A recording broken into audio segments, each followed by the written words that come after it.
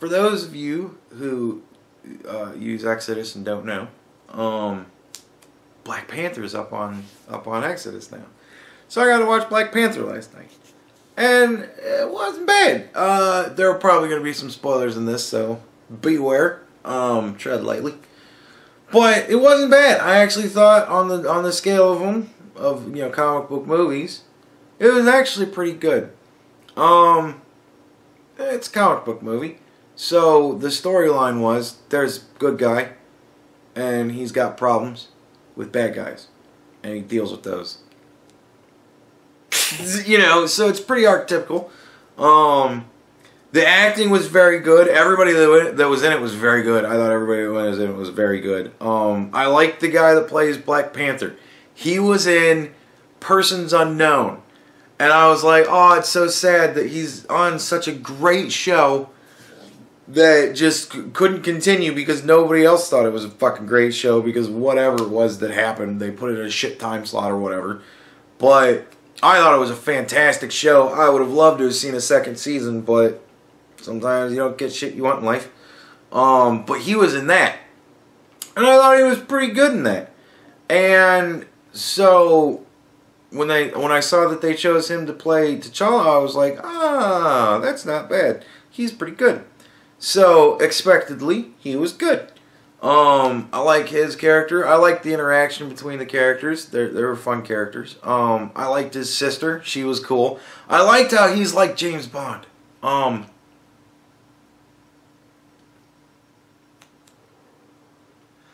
love James Bond. I actually have the 007 box set. I'll show you. See it there? 007 box set. Yeah. So, I love James Bond, and it was cool to have, like, the Q scene, she's walking him through all of the cool gear and stuff, this does this, and blah, blah, blah. I thought that was pretty cool, and I liked Wakanda. I liked the way that they hit it. I thought that was cool. The whole transition was neat. The city was very cool. I liked that they actually did things out in the city. Like, that was cool. It wasn't always just, in meeting rooms and stuff like that, and in the science-y thing and all that stuff. They actually went out into the city, and you could actually see how, like, what city life looked like. I thought that was pretty cool. I thought it was funny when I made the other Black Panther video when everybody was freaking about how he was this great fucking hero. And I was like, well, his fucking country's so goddamn wealthy, it could cure poverty for the world, and he fucking doesn't. Well, that's kind of the comic book guy. They addressed that in the movie. And I thought it was very interesting the direction they took with it. I'm very interested to see what happens. But I see it, that being how it fits into the overarching story, because now, that shit's out there. So it kind of lends a little bit more credence to how we deal with Thanos and the Chitauri army. Because seriously, I'm still finding the whole thing kind of laughable on the face of it, just looking at the cast that they have gathered together for this first movie. But I thought they were going to do Infinity War 1 and then Infinity War 2. I didn't think that they were going to do Infinity War 1 and then a bunch of more movies and then Infinity War 2. Now that I know that they're doing that, I can see how this could go a lot better because they're going to do Captain Marvel between then. She's going to be in it, and they're going to do other stuff. I mean, I think it makes a lot more sense the way that they're going to handle it now. Because honestly, like, Doctor Strange is probably the most powerful of all of them, and technically, he's just come into his power. So he hasn't even gotten as powerful as he winds up getting in the comics. And he had to be there a couple of times. Like, because he kind of bounces back and forth. Doctor Strange is an interesting one. But he was pretty fucking up there when they fought Thanos when he actually had the Infinity Gauntlet before. So, to have it be there, it's kind of like, that's your heavy hitter. And that's not impressive. So, like, and then there's Thor, and he's actually really a god. And Doctor Strange has one of the Infinity Gems, by the way. So, that augments his power greatly. But he's going to have to lose that at some point. So that's going to... yeah. And then you got Thor. He's a god. But, like... so's Thanos. They're both naturally born gods. So... kind of negates each other. And Thanos is vastly more powerful. Because Thanos is a god of death. And I understand that Thor just recently fought a god of death, but he fought the Norse god of death, and that bitch was nothing compared to Thanos. So, yeah. And beyond that, I mean, there's the Hulk, but I don't really see Thanos not being able to outsmart the Hulk. Sorry for those of you Hulk fans. He beat Champion, and Champion had the Gem of Power. And he did it by dodging out of the way. You know, I don't see it falling out any different with the Hulk. Yeah. He's just smarter than the Hulk. Even when Hulk and Banner were kind of working together, he was still smarter than Hulk. So there's that. Vision has the Mind Gem, but...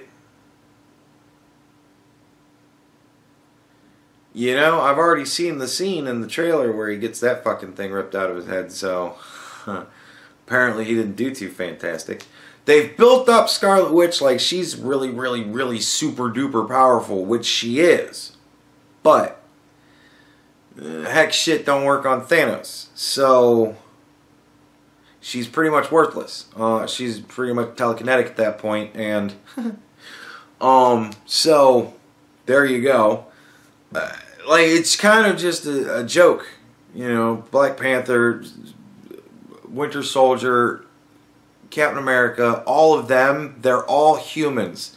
Highly augmented, but humans. Spider-Man, same thing. Spider-Man's actually ridiculously powerful amongst all of the augmented humans, but nevertheless, Spider-Man's just a human. So, you know, and Thanos is a god. And he's gaining even more godlike powers because he's gaining infinity gems through the process of this. So it's like, you need to get some really heavy cosmic hitters. And I hear you talking. Guardians of the Galaxy. Drax is pretty badass, but I ain't going to get it done. Gamora's pretty badass, but I ain't going to get it done. You know, Star-Lord's human, technically. He's half-god, but half-god never beats all-god.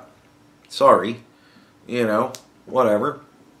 And Groot's pretty powerful, but Groot's, you know, he's growing up pretty fast, but, you know, he's like a teenager now. He gets a lot more powerful than that if they wait a little while. And Rocket's cool, but, you know, Raccoon. So yeah, it's just like, I mean, when they fought him in the comics, it literally got to the point where all of the greater celestial beings had to go up against Thanos. And they lost too. So, I don't know. It makes it into one of those things where I honestly believe they might go the route that they really need to go with and have Thanos give it up at some point, because that's pretty much the way it always falls out with Thanos. He's just too powerful, just too godlike, just too awe-inspiring.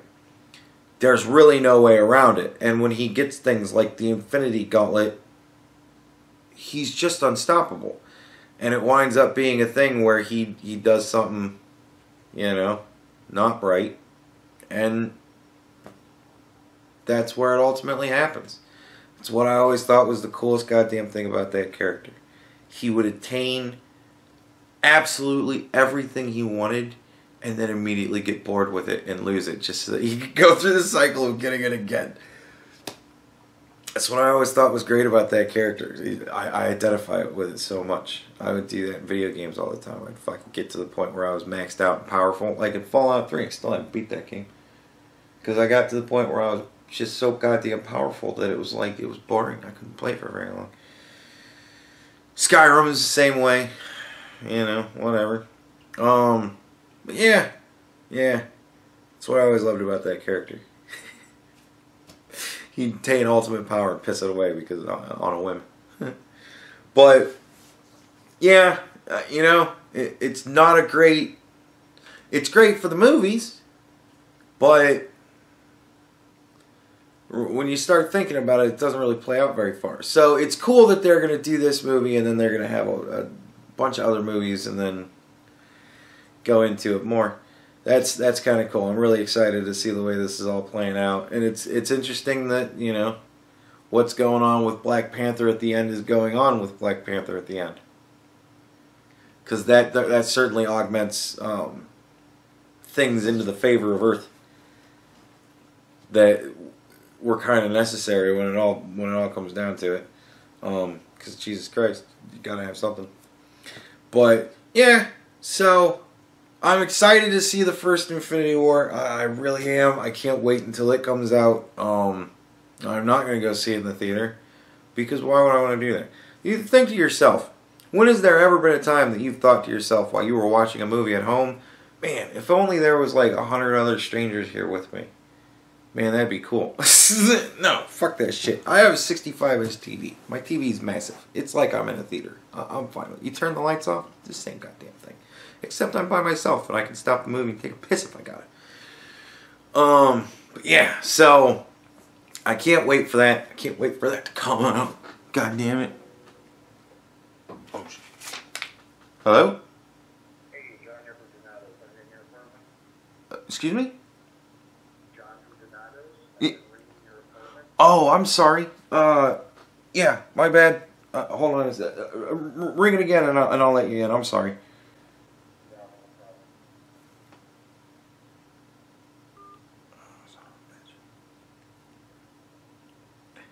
problem. Oops. I missed a call.